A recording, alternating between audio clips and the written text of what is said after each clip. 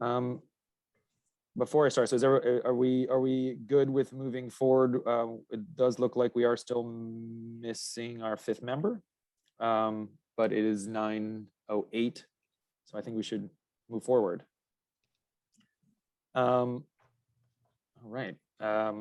Welcome everybody. We have here on the panelist side, Sunya Ganapathy, Paul Manganero, Stephanie Zaremba, and Pat Fortin. With us, we also have Lisa Wong, Marty Jones, Beth Rudolph, Enzo Rascianato, and Mina Macarius and Jillian Barger. I'm Brian Zakelli, Town Planner, and we're going to get started right away. So this is our working meeting number 1. We're going to be meeting for an hour today. Marty Jones is going to give a quick update of the review of the task force previous meeting with any updates from Lynn. I just have a couple of quick slides, about design because we did not get to that yet. And then we're going to go into kind of report structure, look at kind of a draft report that we've received from 2 members. And this is not to say that that's what the report is. It's just going to look at formatting, try to show what types of things we should be putting in the findings and the recommendations. And then we'll finish off with this potential request to the select board for an extension that was talked about at the last time. We'll go over that real quick, and then kind of open up to any type of overall questions about process or otherwise. So I'll turn it right over. I don't have any slides for this, Marty, for this review of our task force meeting number 3, but if you wanted to give an update from your conversations with Lynn, that would be great. Yeah, I mean, we did spend a lot of time and we'll continue to spend time on revenue. So Lynn is doing a couple of things. First of all, there were some more questions, as you all remember, for Civico on their numbers to refine some other things and to take them out for longer term projections and to show what would happen when they get to a refinance, which will probably happen between year 15 and 20. She's talked to them. There were big funding applications due today for City of Boston financing, so they were not able to get to it. She's hoping to talk to them today and have a detailed conversation and work through those numbers. But as you guys know, if you've ever submitted for funding applications, you just got to crank it out and get it done. So that's going to happen. They'll be reworking the numbers. The other thing that Lynn and I have been doing is gathering some examples from other deals about how they split the proceeds of refinancings and cash flow with investors and other sources, because one of the complicated things to figure out is where sharing to the town falls in terms of the waterfall, if you will, of different priorities, paying back debt, renovating the building, paying the asset management fee we've agreed to pay, and how those things sort of fall out in priorities. A lot of that will not be negotiated. It will not be negotiated with an investor until they have an investor. You don't sell and get your tax credit investor until you are literally 2 years from now when you have the tax credits. So there's not going to be a way to say with precision what the split will be between the investor and the developer when they share in cash flow, because it varies from deal to deal, negotiated from deal to deal. So we're trying to get some examples of what other deals have done to maybe get at least a range. So we'll be able to kind of talk with a little more specificity about how that split might work. And so we can be clear about what the town needs to negotiate in terms of where it fits in the waterfall of getting its extra annual lease payment and its extra payment at refinancing. I think we agree. Marty, sorry, super quick. A lot of people understand waterfall. Some people don't. Okay. Can you please explain what waterfall is? Exactly. So basically, if you think about the cash that's available to the project in a bucket of water, and you're going to pour that water out, what's it going to hit first? So, on an annual basis, first it's going to hit your operating expenses, then it's going to hit your debt to the lender, then it's going to hit from, reserves, it's going to hit In this case, we've agreed to an asset management fee annually. And, you know, so how that goes down as to who gets paid in which order of priority. So the waterfall really means kind of just the order of priority of splitting the cash that's available from either an annual look at the numbers or when you get to a sale or refinancing. So does that make sense? Paul, go ahead. Yeah. We do want to get to the bottom of that. Yep. Yeah, Go. it does make sense. I just want to know, is that negotiable? Like, can we be at the top of the waterfall? All things are negotiable. You're not going to get in front of the debt. You're not going to get in front of the expenses. You're not going to get in front of, you know, the investors who are putting up money for tax credits. So they're going to need. So yes, it is a negotiation. And one of the hard things that I'm trying to hopefully convey is we don't have everybody around the table right now, right? We don't have frankly, we don't have the public agencies, the soft debt from the state, because they don't even have that funding yet. They haven't applied for it. We don't have the investor around the table. So we're going to have to do some negotiating with the developer, understanding what typically happens. And we will be in front of the investor on a number of things. So, but just to be clear, we cannot nail all of that down now because, you know, remember, we are only at like a purchase and sale agreement on a piece of land, right? They haven't even kicked the dirt yet. They haven't even looked, because they just have a purchase and sale agreement. So all of this stuff will get negotiated, and the town needs to negotiate a structure so they can be around the table as we go through what will be a, you know, 2-year, 3-year process to get the financing and to go through all that. So, yeah. Thank you. I was always the kid in school that got picked last for kickball, so I don't want to be picked last again, hopefully. Thank you. Pat, go right ahead. So Marty, you just woke me up a little bit when you said 2 or 3 years negotiation. So at the point this project is fully approved, how long before there's a shovel in the ground, do you think? So here's what happens in these kinds of deals, right? This is like a purchase and sale agreement. So once we get the LDA approved, then they will need to go out and they'll do their soil tests. They'll do borings. They'll do more engineering on the Chamber of Commerce building. They will, you know, review all the title stuff again. They'll do all that due diligence you do, right, before you agree to buy something. So they've got to do that. Then they've got to apply for their permits. They've got to come to the town of Winchester and say, you know, we need planning board approval or we need zoning approval for those permits. Only after they get those land use permits from the town can they then go to the state and ask for funding. And the state funding is only available in a competitive process once a year. So depending on the timing, you know, if we can move this project this fall and get them to a town meeting this fall, then they've got a chance at applying for funding a year from now. Because between now and then, they've got to do their due diligence, their drawings, their permitting in the town. Then they apply for the financing with the state. And it takes the state, because they get all these applications, it takes them 6 months plus or minus to decide who wins the competition for funding. And then after that, once they know they have the funding, they have to get their tax credit investor, which that's pretty fast. And then they got to finish their construction documents and get their final construction pricing, because, you know, you never get that until you're really ready to put a shovel in the ground. So their original proposal and all of the developers that submitted basically had a, you know, 2 to 3 year time period, depending on when the approval happened, before they could put a shovel in the ground. And we had hoped that it would go into the ground right when the MBTA work was wrapping up, so that, you know, because they can't get on the site because of the MBTA for a long period of time anyway. So that, at the high level, that's kind of the time frame we're talking about. Thanks. All right, thanks for that, Marty.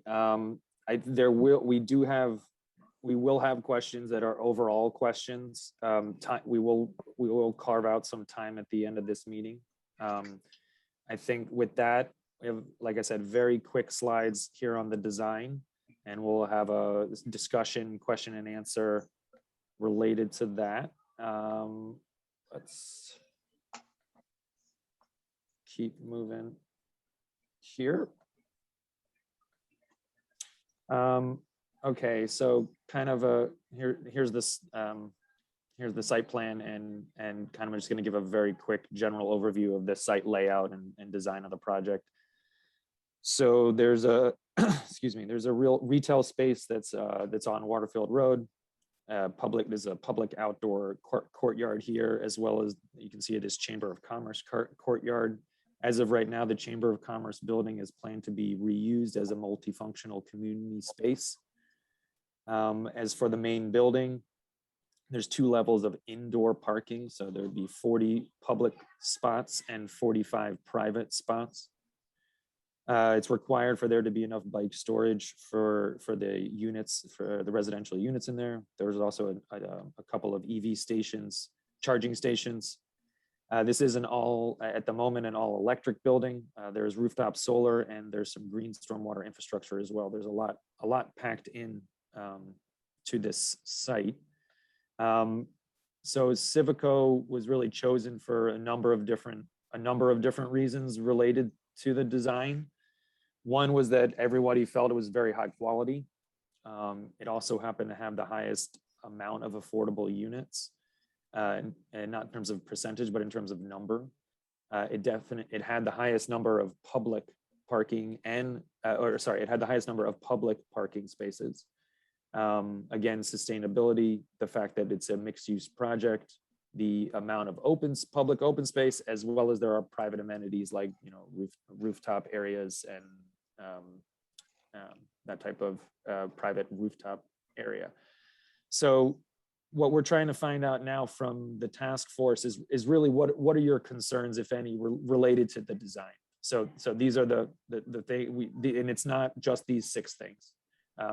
But this is the last slide. We're trying to open up conversation here to try to figure out, should anything be changed, and if anything, how or why should it be changed? So I'm just going to open up the floor to anyone who either has questions, comments, or anything related to that from the task force about the design of the project. Paul, go right ahead. No, I think we discussed this before, and the answer isn't concluded yet because we're not at that stage, but do we know how many 2 bedrooms, 3 bedrooms, 1 bedrooms will be in the proposed 60 units? Yeah, we do have that. I can get that up in a minute. It is required that 15% of the 15% of the units be 3 bedroom. That's just part of the DHCD requirements. I can, or if somebody else has it handy while I have this up. Stephanie, do you have those numbers or do you have a question? It's on the first page of Lynn's memo. It breaks down all of the studio 1, 2, and 3 bedrooms by AMA or AMI rate. So there's units listed, broken down on that first page. All right, I can get that up, Paul. At the moment, does anybody else have any other questions related to that while I pull this up? Right. The 15% requirement for 3 bedrooms, who requires that? The Department of Housing and Community Development. Okay. So that's just part of really not just any 40B. So meaning if it's 25% affordable, that's the minimum requirement for a 40B. If it's anything more than that, DHCD requires that new construction with an affordable component be for at least a portion of it for families. So that's where that third, I got this memo. So that's where that requirement comes from. And this is the state agency that gives the funding for affordable housing. So in order to be able to receive the funding for affordable housing, you have to comply with their design guidelines and all their other rules and regulations. And the 15% 3-bedroom units, at least 15% 3-bedroom units is their state housing agency requirement. So yeah, I'm sorry, the memo that I have is not it's the most recent one, but I think the memo that you're looking for, or Stephanie, that you reference is the memo previous, which, okay, now I got it. Sorry about that. Too many screens, but okay, so here's the breakdown. based upon unit type and AMI. Okay, that's everything. So in terms of three bedroom units, there's one at 50%, and then there's two at 60, and then there's two market. So not a ton. Okay. Six. Yeah, they don't all have to be affordable, the 3 bedrooms. It just has to be in the same proportion. So you can't have 3-bedroom units and make them all market. You know, the state's goals are to have units kind of distributed equally among the income mix, so that, and you know, amenities and everything else have to be the same among the different income mixes. Okay, so if the project was 25% or 75% affordable, then you have to have 75% of 3 bedrooms affordable, is that correct? Correct. You got it. Are you required to have 3-bedroom market rate units as well, or just the affordable units? You're not required to, but it's a good moneymaker for the developer to at least have, you know, 1 or 2 of those high-end larger units that can make up for a lot. We're seeing that in the center business district as well. Just it makes it a little more palatable for the project. I would think also if it was a moneymaker for the developer, would probably be more revenue source for the town too, in taxes, and maybe you could pay a little bit more for it. Yep, definitely. I mean, it is an over under there, just as a note, meaning that the larger the bedroom, the larger the units, generally you might have more kids, maybe. So then the idea is that you have 2 kids in there, and then the tax revenue goes away essentially. So it's not there at all. So it's yes, you get more revenue from the 3 bedrooms, but it literally all goes away if you have several students in the school system. Yeah, so I haven't done the math here, Brian, but I do believe that they are providing the minimum required number of 3-bedroom units in this development, but I'm trying to find the numbers added up to confirm that, but I believe that's what I don't know if anybody else has them handy. I can keep looking while we're talking. And if you guys can help me with the math, because I was a phys ed major in college for a reason, but so that would be 5 3-bedrooms. Right, so that leaves us what, 55 more units? I think it's 6 actually. It's yeah, there's Okay. yeah, it's 60. So I'm sorry, 10% at 3 need to be 3 bedrooms, which they are 6 out of 60. Okay, then what's the next? The 2 bedrooms would be 1, 16, 19, 21. Oh, we've got, I'm trying to find it. Yeah, and I mean, the fact that there's not a lot of questions about design is saying something. Just I want to be clear that, and again, this is more of a working meeting, but like this is based on the line of questioning here is kind of based upon the mix of the affordable units and how that plays into the report. But again, it's not a big deal because there's not a lot of questions about design at the moment. But just Yeah, and to me, I'm assuming that the constitution of the units is part of the design too. You know. Yeah. You know. it's certainly, yep. Yeah. So we have Sorry, keep going. Keep going, Paul. Go ahead, Paul, if you're still going. six 3-bedroom, 21 1-bedrooms. What's the difference between a 1-bedroom and a studio? I believe the 1-bedroom has a separate bedroom, where the studio it's more of an efficiency kind of thing where everything is in one space. No separation of a room. Okay, so if I did my math, that's 17 1-bedrooms and 7 studios. Actually, Paul, I think, sorry, I just did the math. It should be 12 studios, 18 1-bedrooms, 24 2-bedrooms, and 6 3-bedrooms. And that should add up to 60. 12, 18, and how many did you say? 22? 24 2-bedrooms. That's it. Yeah. Okay, thank you. All There we right, Pat, and then Enzo. Yeah, so I agree with Paul. I mean, I think unit layout is part of design. I mean, what you're getting is 106 bedrooms from my math, and I didn't just do it now with that, but obviously that creates, the kids are part of it, but you know, if you have high school kids, you might have cars. You know, that's part of the concern on the parking is they're given 45 spaces for 106 bedrooms. So that is a design problem to me. And I've said it in other arenas. The other two things that I think, you know, now that we really understand the money and all the details on this, the open space seems massive for closed in kind of funky space. And the chamber building to me seems like just the town's wasting a huge resource. I'd almost rather see that building go all across the back, take out the chamber building and let them extend the building across the back right to the train tracks. And I don't know, maybe add another 20 units, whatever percentage, you know, we need to maintain the affordable numbers that work. But it's just such an inefficient design. And you have a beautiful common across the street.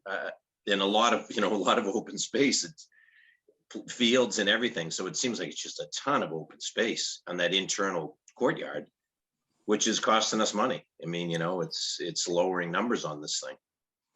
So the idea would be to potentially, I'm just getting that thread. So potentially either getting rid of or reusing the Chamber of Commerce building for units that would still require parking. So you would say keeping the parking ratio the same at 0.75, or more units means more parking. So I would like to carry that forward in terms of your. Well, Can I just jump in before we get into the details? So Brian, do you have a plan that shows the MWA store easement through there? So we can understand kind of some of the reason it's laid out the way it is because they can't really build over that MWA store easement.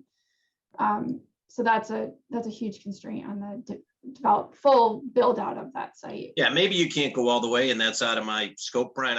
If you said to me, you know, you can buy this land, what would you do on here? I'd have less open space and more on-ground parking, you know, and wherever the easement is, it is, but you put parking on there. And rather than, what's more important, the open space or the parking, I guess would be a debate that I don't know if that creates RFP problems or not to me, but there's a lot of land there how many people are going to be going through this larch and hanging around and fooling around in there? When you already have the common across the street, which is gorgeous, and this open space will never be able to compete with that unless maybe you have a skateboard or something. So that's more what I'm thinking is not so much, you can't put the building everywhere, obviously, because of that easement, but the chamber building, even if you just tore it down and you built a 3-unit apartment building there as part of this development, even if it has to be freestanding, at least it's revenue. I mean, they're talking about the revenue numbers that Lynn had are pathetic for that building. Are we better off to make it residential, get another affordable unit or two and get a couple market rate units, and at least maybe you improve the project and get rid of an old, I don't know what it costs to rehab that building. I mean, that's one of my questions for Lynn. What's Civico's budget to rebuild that building? I mean, I don't know if anyone's been in it, but go walk through it. It's scary. And structurally, I don't know where it's at, but it's going to be a major gut rehab to turn it into anything. So they must have some real money in there to deal with it. And Beth, you talked about tearing it down. I mean, I'm sure it costs some money to tear it down, but I can't, when we're talking a $30 million project, I don't see tearing that down as an obstacle in the development. Yeah, so it's really the physical tearing down the building. Yeah, I mean, down in 10 minutes probably, right? But it's the MWA store that goes underneath it. And so that's the reason that the MBTA was their original plan for the first 9 years of the discussions we had with them was to tear that building down so they could use it as lay down space for their construction. And they made the determination based on what was going to be asked by them from the MWA to basically rehab that sewer line that goes underneath the building, that it wasn't financially feasible for them. So it's not as simple as the cost associated with just tearing down the building. There would be some requirements from MWA in terms of rehabilitation of that sewer line that goes under the building.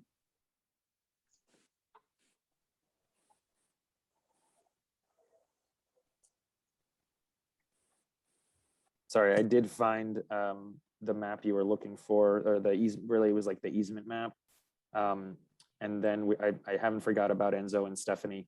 But yeah, so you can see not only does the easement through the building, but the actual sewer line. Yeah, Brian's showing there, it clips that building, or more than clips it, goes underneath it. So that's really where the costs come in.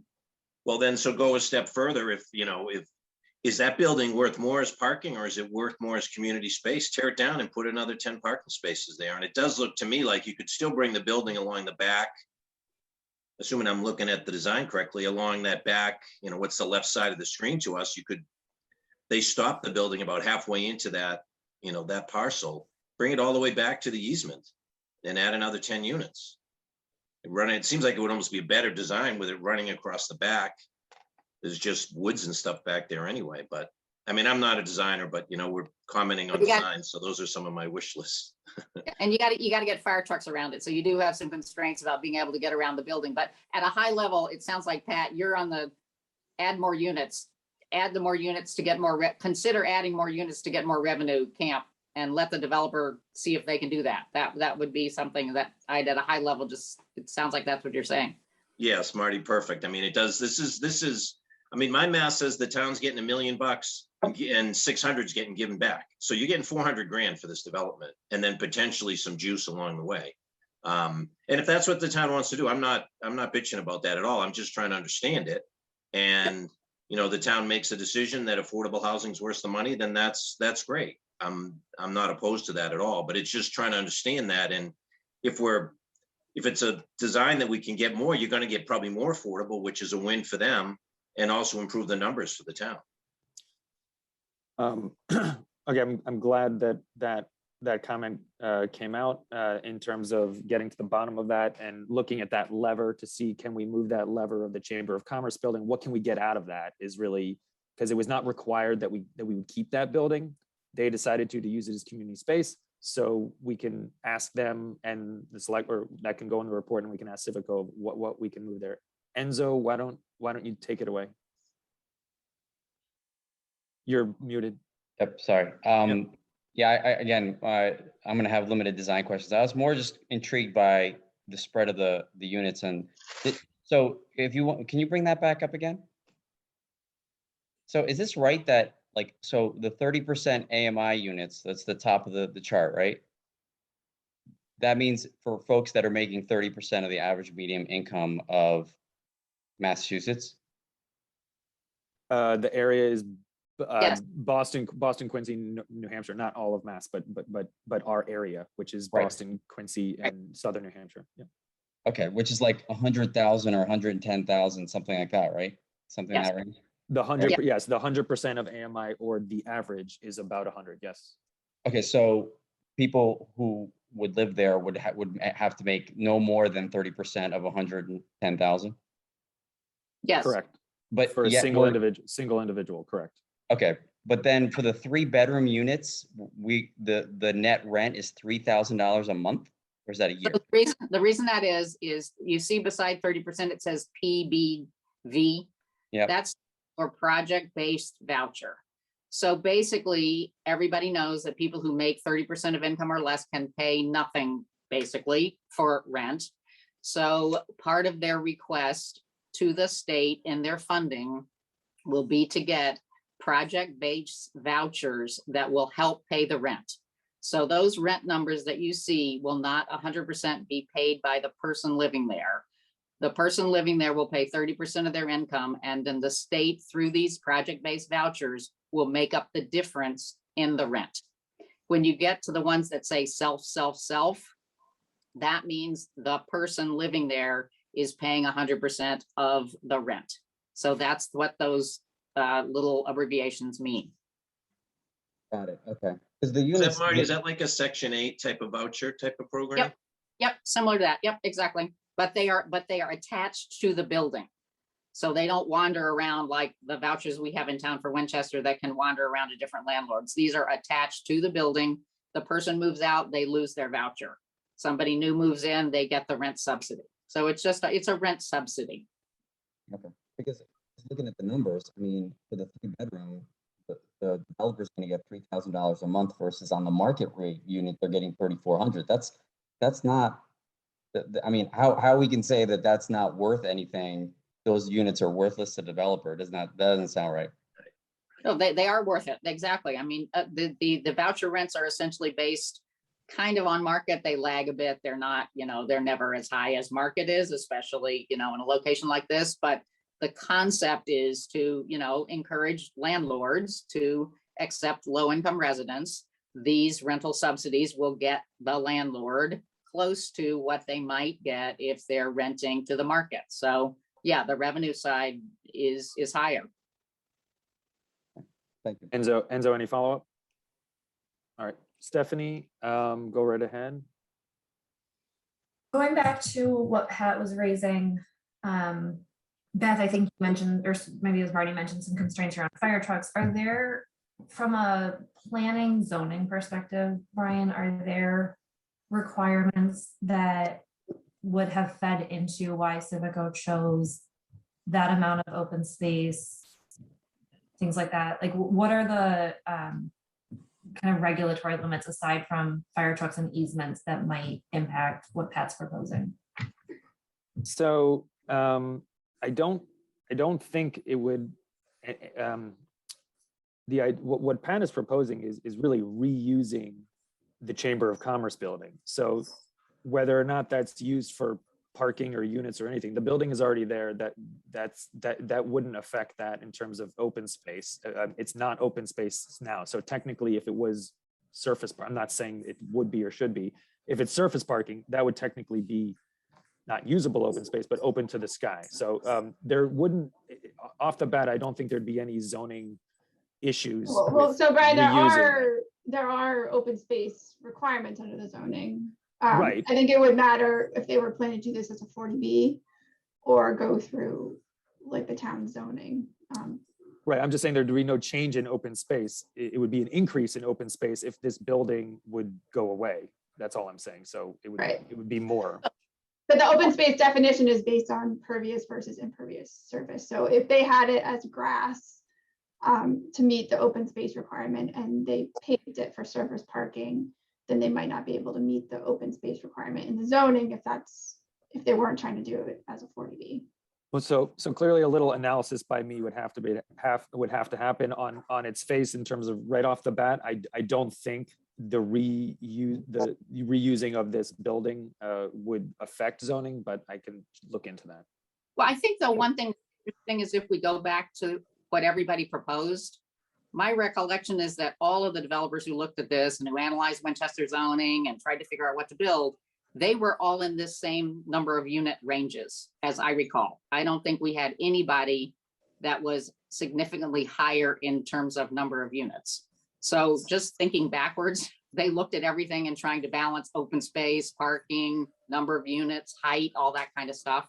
And they got kind of in this range of units that fit. So that tells us something about all the different people that analyzed it and kind of came up with the same, 60 is not a magic number. Maybe you could do 65, and I think somebody did propose 65, but we didn't, I don't think, get any that were at 90 or, so it's kind of on the margins, weighing all these factors together. So Sumya, and then Paul. Yep. Sorry, there's just one, sorry, Sumya, I just had one quick follow-up. Does the chamber have any stake in that building currently? Like, are they, Pat, I think you're representing the chamber here, so maybe you would know best. Are they? We were a tenant to the town. The chamber was a tenant for the town at a dramatically subsidized rent. The chamber has moved and really has no plans to go back. So, okay. I mean, if the chamber was given space in this building, that was one of the original chamber asks was, could there be a little chamber office somewhere? That's never been addressed or offered. So the chamber just went and did what they had to do because, there wasn't any other option. Thanks. Sorry, Sumya. All right, Sumya. Personally, I think that I like the design. I think it's very aesthetically pleasing. I did have a question about the chamber building because Civico said it was going to be community space. Well, what does that mean? Because from what Pat mentioned, the building's pretty dilapidated. Are they going to renovate it or do anything with it? Yeah, the plan was for renovation. It was not out of possibility that the chamber or another town affiliated group could potentially go in there. So it's unknown. They've just said that they're willing, that they're not going to take the building down as part of their project, and that are open to community, making it a community space of some kind. Some other groups decided to take it down. but it's not required that we reuse it or not. But nothing planned other than a community space working with the town to get what we need. Can I ask a follow-up question? Please. If it's community space, is that something that the town could get rent from? Or would it be part of? It's possible. I don't know if they would get that revenue and that it's for Okay. community space. That has not been worked out at all. But you're talking about a potential new revenue stream. But whether or not that's for the town or for the applicant, it needs to be determined. Right. Paul, you had a. Oh, Right. sorry, Mina had a quick in there, and okay, Mina. Clarifying point on Sonia's question too. Just keep in mind, one of the things that could come up if the town takes public space, like the community space, kind of for its own purposes, while it might generate revenue, it might also generate costs at the outset if there's going to be construction, because that part may have to be publicly built and financed, or at least publicly built, leading to the differences on pricing and procurement that we talked about last time. Thanks for that insight. Paul. Thank you. Yeah, back to Marty's point, I'd like to maybe see that other proposals from the other developers to see if we were in the same kind of range of units. And then if so, was that because of the direction and the pre-qualifications that were dictated by the town? Or were these people given just free rein to come up with their own design? And then one last comment back on the affordable housing piece of it and the percentages. I know there's been a lot of discussion, which I'd really be for, and I know it's legally you can't do it, but a lot of discussion has been talked about giving local residents that work at the hospital, the fire department, police department, an opportunity to live there. But I think at those percentages, I don't know one police officer, nurse, doctor, firefighter that would qualify under most of those percentages. Like I said, 30, 35,000. I think most of our public workers in the public departments make substantially more than that. So the numbers that you're looking for that we from the housing production plan, where it is 20% of Winchester residents qualify for 80 and below. So you're right, they might not be 30%. They are 80 and below. And really the question that you're asking, which is a very important one, is that how many, if we change those 80% units to 60% units, how many Winchester residents would actually would qualify? So first of all, yeah, so the numbers you're looking for, I don't have the one between 60 and 80, which is what I think you're asking for, is what percentage of Winchester residents would qualify for 60 and below. We have the 80 and below, so we don't have that information. I did not ask that. I just made reference to what's proposed on that sheet, but that would be a good venue to look at for sure. Can I ask a quick question, Brian? It's not that they have to be Winchester residents currently, is that you're trying to support people who might work in Winchester, right? So it could be a teacher's aide, it could be somebody working a lower role in the hospital, not necessarily a profession, like a nurse or something, right? That would be. Yeah, right. there are many people that work in hospitals, for example, that that don't make six figures. So there's a lot of different types of service jobs. The point is that 20% would qualify right now for 80% and below, and you're trying to figure out how many Winchester residents could actually even live here, right? That's the question. Yes. Yeah. Or not just residents, but Yeah, people it's more currently people. work It's here, people who currently- work in Winchester, right? Correct. It's not people who currently live in Winchester. correct. There are some portion of people that might qualify, If they already live here, they already live here. right? Yeah. But it is allowed by the state to have preferences for local people who live or work in the community. So the developer and the town can ask the developer, and the developer, I think, has said they would ask the state for permission to have a local preference. And I think it's allowed up to 70% can give preference to people who live or work in Winchester, as long as they're within the income ranges. I mean, obviously you've got to be within the income ranges, but they do set up a system for that as part of the marketing plans and the process for selection in the building. Yeah, that was my question. How many do we think would, if we get an idea, how many would qualify as proposed today? And if there's anything we can do to bump that up so more people could fall under that qualification. Yeah, I mean, I think the hard part is, Paul, while I know there are a number of public employees in Winchester that make more than 60% of median income or more than 80% of median income. And so, I mean, it's still expensive to live in town and they would like to live in town, but it's kind of hard to find a way to make that part possible, because you can't on the market rate units under fair housing. I'm asking Mina or Jillian, you can't on the market rate units have a local, live work requirement. So. Right. Now, Pat, why don't you go ahead? So to go back to, because I think Enzo kind of pointed out a sweet spot with those, from that grid with the revenue. I mean, do we have any idea if we converted a 2-bedroom to a 3-bedroom, how much more revenue was that? I mean, to me, it looks like it could be 15 grand a year just in one unit. So it's probably a question for Lynn, and she's not here, but I mean, I'd love to see some analysis on, I mean, you look at that 50% 3-bedroom and the developer's getting 3 grand. I mean, why wouldn't we have more of those? And I mean, so the question, I guess, to Lynn would be, do a couple spreadsheets and see what happened if you had more of those. What is it? That's basically market rate rent within a inch of it. And so that's a pretty substantive difference to go, it gives you a lot of income in those compared to a studio at 1,300. And that's where potentially, I don't want to pretend to have the zoning memorized. If you could add some square footage, maybe you're not, to Marty's point, adding units, but if you could stretch the building back a little bit in that back corner towards the train tracks, could you change some studios to 3 bedrooms? And now you're tripling the revenue on those units. Or even studios to ones. I mean, that all makes a difference. Even Marty, I mean, if you look at those numbers, if you go from the 60% bucket to the 50% bucket on a 2-bedroom, you have 15 2-bedrooms, 60%, where you're making $1,500 a month rent, versus if you kick those down to 50%, it's double the rent. Right. I'm not sure if we only get a limited number of the PBV bucket. I'm sure there is, right? But yeah, there is a limit. I can't remember the percent, but we can look at that. Yeah.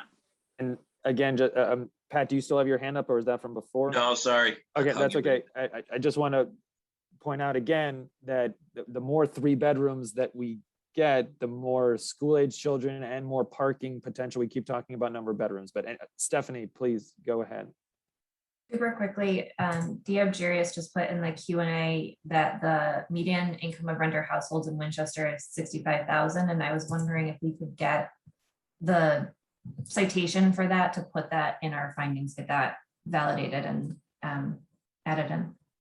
I don't have that data. I will talk to Diab about where that data was. I'm basically asking Diab through you if we can get that information. Thanks. Fair enough there. We've been going, I wouldn't say we've been going quickly, but it's 9:50. I would like to keep it open for any other questions related to this design for a minute, and then leave the last 5 minutes just as kind of a quick homework idea of what we're doing for the report, in terms of how it should be structured and what the select board expects at the next meeting. So I still would like to keep it open for any type of questions whatsoever for the next 4 to 5 minutes, literally anything related to the project, period, anything. And then we'll take those last 5 to 7 minutes just to kind of go over the report structure. Sumya. I just did have one question about the open space. Will that be available to the town, or is it just for the residents, the open community space? The community space was supposed to be open for the town. Again, that is clearly very negotiable. There are a couple of questions in the chat as, did the chamber want to put the building, did they require that they have a lease there? No, they didn't require anything. We've been getting a little bit of rent payment from the chamber for that building, and we're just trying to figure out what would be the best use of it, but it would be open to the public. Paul, go right ahead. Thank you. I know it's on the agenda, but you didn't mention we're going to get to it. Yeah, I'm sorry. I did skip an item on the agenda about the select board Yeah, I'm sorry, please. Yeah, I'm extremely sorry about that. Please, why don't we go there? I'm so sorry. That's okay. You probably didn't have your coffee this morning. Not enough. I'm just wondering, we had a lot of discussion today and concerns about time and getting questions answered. Is it going to be a request made to the select board? And if so, I would recommend that we ask for an extension of a minimum of 30 days or sooner if we can get this information like that's being requested of Lynn and others. So there's a motion on the floor to request a 30-day extension from the select board from the task force's agenda. I would say a minimum of 30 days or sooner if we can get the requested information. Okay, everyone, is there a second to Mr. Manganero's motion? Yeah, I can second. Second, Pat Fortin. So any discussion? Stephanie, is this your hand related to discussion? Yeah. Please go ahead. It still just feels a little premature to me. I know we have a lot of questions, but we have another working session. I know I started writing findings and recommendations and sent those to you last night, Brian. Is there a reason why we need to ask for that extension now, having as yet zero sense of the state of the report? Sorry, just one thing, why can't we write the report? And if we write it and on September 30th or whatever our last date is, it is incomplete because we still have open questions. Why can't we share that with the select board and say, this is incomplete because we don't have answers to these things, and therefore we request that you give us additional time to finish the report, as opposed to just like blanket asking for 30 days. And so that just thank you for that there wasn't really no questions to the board, really just kind of more of a statement of why can't we do it this way. Sumya, can you have related to that? Yeah, I also feel that we'll have a better understanding once we start writing the report. It was only once I started figuring out what my points are, where my questions were, and I just wonder if it's premature to ask the select board for an extension, maybe, as Stephanie said, to start writing the report, see where our holes are, and then follow up with the select board at that time. Thank you. Further on the question? Yeah, Paul, and then Pat. Yeah, so that's why I left it open-ended where, 30 days, or if we get the required information or requested information sooner, we can stay right on schedule. I just think giving them notice sooner than later, it makes us look more efficient and staying ahead of the game, rather than when the homework's due, go into the teacher and say, we didn't have enough time to do this, we need more time. Kind of right now saying, if we need 30 more days, we'd like to have that freedom, but hopefully we don't need it. Pat? Yeah, and I guess this is probably to you, Brian, or maybe to Lisa. The selectmen meet on Monday, I think, so I'm assuming they're meeting next Monday. And half of my thought is I'd kind of like to know how they view it, because I tried to write my report and spend some time on it, and I have at least 8 or 10 financial questions, and I didn't even get to parking yet. I was just trying to deal with the financial point on a bunch of open issues that, are still floating out there. So I'd like to know how the selectmen feel, because if the selectmen on Monday say, no, you're not getting an extension, then we have to figure out how to deal with it. If the selectmen say, whatever, at least we get some feedback from them. It probably is, we still have 2 more meetings, so maybe we could get there. But I feel like there's all this stuff we just threw out there is going to be a lot of work, even if we submit questions over the next couple of days. So I kind of agree with Paul, at least give the selectmen a chance to let us know how they feel and what they're thinking. Because if they're going to say, no, tough luck, I want the report. It seems like this has been pretty rigid. I'm optimistic that they want this right. But if they're going to come back and say, nope, tough luck, get it done, then we have to figure out how to get it done. Stephanie, and then Sumna, and then I may call for a vote. Sure. So I didn't realize, I'd forgotten that the select board meeting was Monday. I think, could we just soften it a little bit and ask that they put on their agenda for Monday a brief discussion of the fact that there are outstanding questions? I think they may be able to provide some clarification to us in terms of, again, our charge and whether our job is to have answers or to call out things that are not answered. We can make a recommendation that we didn't have this information and therefore you should continue working with Lynn to figure out how this works, that kind of stuff. So maybe can I propose an amendment to your motion, Paul, that we not just ask for 30 days, but make a request that the select board discuss timing and give us their input, given that there are open questions. Paul, would you be willing to edit your motion, edit the motion, and then I'm going to let Lisa talk. She probably has a process answer there. Go for it, Paul. I respect your input, Stephanie, there, but I just don't see how the select board would know, not being really in tune to these meetings. I don't know. Oh, they're on the meetings. Like, they've all been listening to these meetings. They're watching. Oh, we assume that. They're not into it. I don't know. I know Susan was at a couple of first, but I don't know that. I just think we leave ourselves the flexibility with my original motion. Like, if we need it, we'd like to be able to have it extended 30 days, but if we don't, we'll come back on the same timeline. All right, Lisa, and then Sumya. Yep. So I want to remind the committee that the original deadline for the report was actually September 15th. So there was already an understanding that the entire process would take about 5 weeks. This process is already taking longer than that. So I would also mention that the select board is meeting at least 3 times in October. So not only are they meeting Monday, but they're also meeting on October 4th. I think that a blanket 30 days is probably a bit much. I think a more detailed progress report with specifics as to how long and why you're asking for it, because again, there is a negotiation on their timeline that also needs to be put into place. So I would request that if you're asking for a blanket 30 days, that might not go over well, but that will give a progress report on Monday. You'll have 2 additional meetings, plus a lot of the report writing is going to happen via homework. So what I would do is, maybe ask for another week extension and for an update on October 4th is to understand that you'll be giving a much more comprehensive update to the board on the 4th, which would include whether you're able to get consensus on actually voting on rankings, or whether you've want to then present your interim findings at that meeting, which I think makes sense, because I think this open timeline of there's already been a number of questions that have been raised. There's already been a number of findings, a lot of discussion. All of that is very fruitful.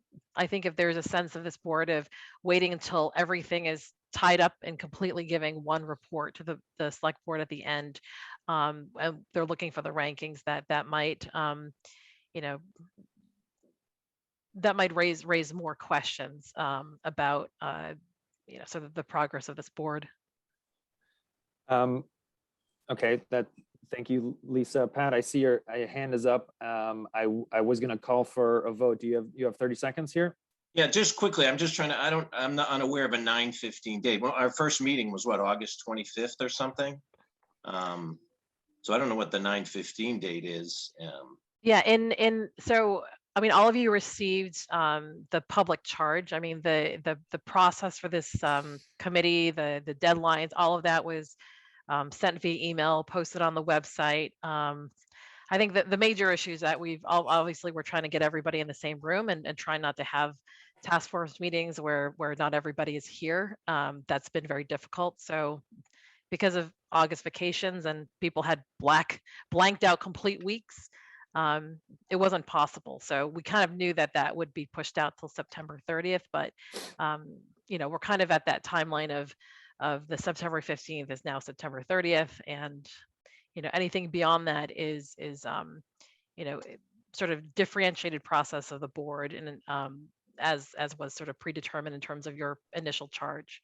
I just want to make sure that, I mean, you're not going to be negotiating the lease, but what your input is going to be certainly, factored into the negotiation of the lease. And I just want to make sure that, in terms of the end product, there may not be a consensus on the ranking. So it's not about saying that here's this clear cut avenue for exactly what the LDA is going to look like based on this report. That might be the case, that might not be the case, but those findings I think are going to be very important for the board to see.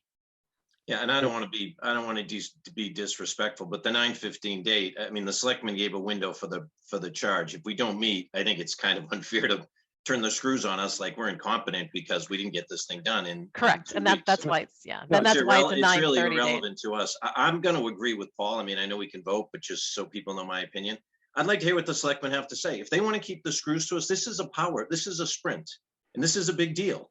And I don't think they want, well, they can tell us if they want to report that we blow through and we have 1 million open, that's their choice. I'm going to take Brian's position and, let the selectmen decide. I'm going to support Paul and say, if the selectmen tell us we don't get an extension, then that's their choice. That's fine. Okay, so we're a little over. I think everyone certainly has had the opportunity to be a part of this discussion of this motion. The motion on the floor from Paul Manganaro is that there is a request to the select board for a 30-day extension with the possibility of it being less if the information that has been requested is received in due time. The second was from Pat Fortin. I'm going to do a roll call vote. Sumya, No, I think I would like to wait till our next working meeting to decide. Pat, Yes. Paul, Yes. Stephanie. No. Motion fails 2-2. It is 10:03 right now. We were going to potentially go over the report structure a little bit. I would like to see what we have in terms of timing, so people have questions on how to write that report. Do we have 6 more minutes to go to 10:10 just to kind of give an update review of what we're doing? Okay. Yeah. So what I'm going to share here, Stephanie Zaremba and Sumya Gadapathy have been able to give a draft report, and they're like, this is not final by any stretch. This is just honestly to literally throw up on the screen so that we can see what some potential findings are of some of the groups. This is a little small. I'm going to make it a little bigger so that everyone can see.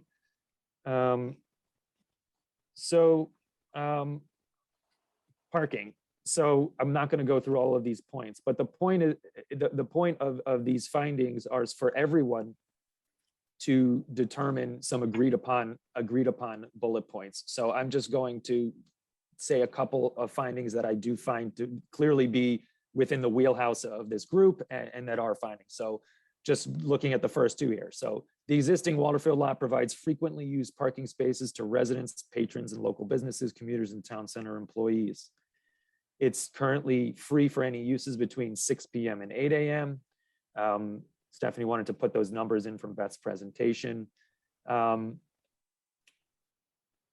Some public comments suggest that local businesses do not believe that they have been sufficiently engaged by the town. So you can see a lot of these comments are simply not necessarily things that we agree with or don't agree with. This is just what has come out of the talking points from the public feedback sessions, as well as the groups. Beth, you have a quick question? Thanks, Brian. I just wanted to mention where it talks about town is engaged in a complementary process to study parking in town. That study is focused on short-term solutions, particularly related to the loss of spaces from outdoor dining and MBTA project construction. There will be some limited discussion of long-term parking, concepts and theories, but it's not focused on a long-term plan. That would be a separate study in the future. Thanks for that, Beth. So that's kind of like a little taste of, I guess, of how the report writing is going to go, is that everybody is going to have all their bullet points. Like I said, they're all going to be color coded. Staff and Waterfield Task Force is going to go through these and essentially debate some of them, whether or not they are indicative of what took place or not. So staff is going to be able to, like Beth said, is that, well, we got to massage that one. That's not correct, and kind of go through those. So I honestly feel that the findings really should really be obviously more, fact-based, right? In terms of what we found, what came out of the conversations, and the recommendations. There will be different recommendations. There's no doubt that there will be kind of different ways to make this to further the project, I guess. So there will probably be a number of different recommendations that may or may not have complete consensus or buy-in or whatever we want to call that. But the hope is that the findings will be pretty well agreed upon, and the recommendations will kind of be a mix of different points of view. Pat, please. So this is from Stephanie? This is all Stephanie's. This is a draft. This is not final in any way. She's just like, I wanted to get something out simply so we could literally put it up on the screen so people can react to it. Do you have any further No, questions? I think it's awesome. Stephanie, nice job. Can we get copies of it and do you envision consolidating all these into one, or are you going to distribute 5 individual ones? So the idea is that everyone, this is a draft, obviously, so we can give this to everybody, but it's by no means done or finished or anything like that.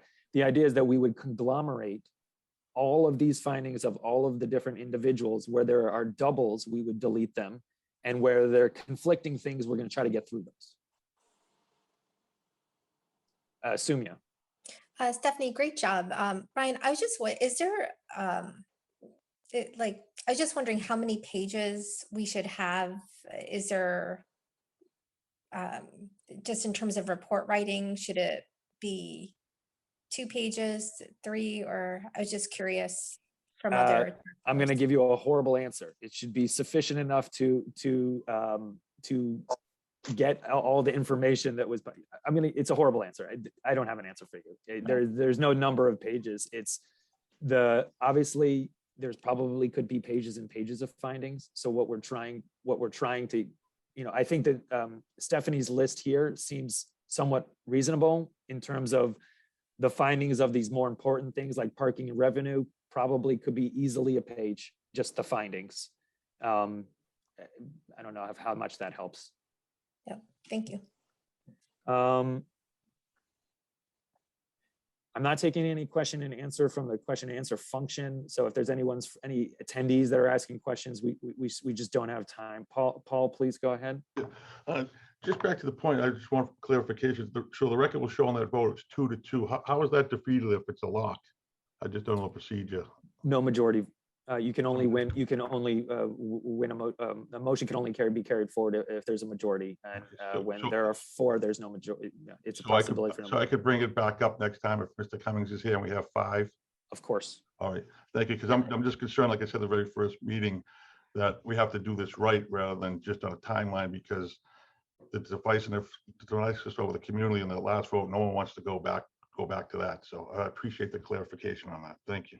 Fair enough. Brian, can I quickly expand on that? So this item is actually on the agenda for the select board on Monday as a placeholder, because I wasn't sure where the vote was going to be today. So I will give a progress report to the select board and let them know of the 2-2 vote so that they can begin discussions. But it is not, unlike the one on October 4th, Monday is not actually advertised as a Waterfield Task Force meeting. So we can't have you guys actively participate as a board. But I will bring this up as an issue to the select board and let them know your thoughts. And they will have a chance to discuss this at their Yep. meeting on Monday. Well, Yeah. Thank you very much for that. And one last thing, I've heard from community members, they want to know if the minutes of these meetings or material when it's going to be posted on the website, town website. People haven't been able to find it, and I got to be truthful. I don't know. I don't go on the town website, but I said I'd bring up that point. Thank you. Yeah. Lisa, Patty, you want to answer that?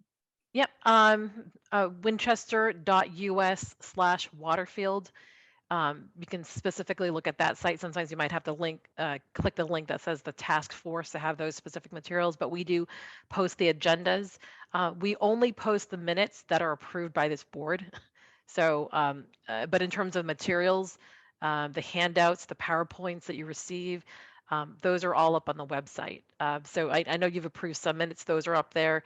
When we have the minutes complete for the last few meetings, we'll again bring those to one of your next meetings, have those approved and be put up on the board. And of course, WinCam has, not this particular one, but all the other meetings have been recorded by WinCam and are available.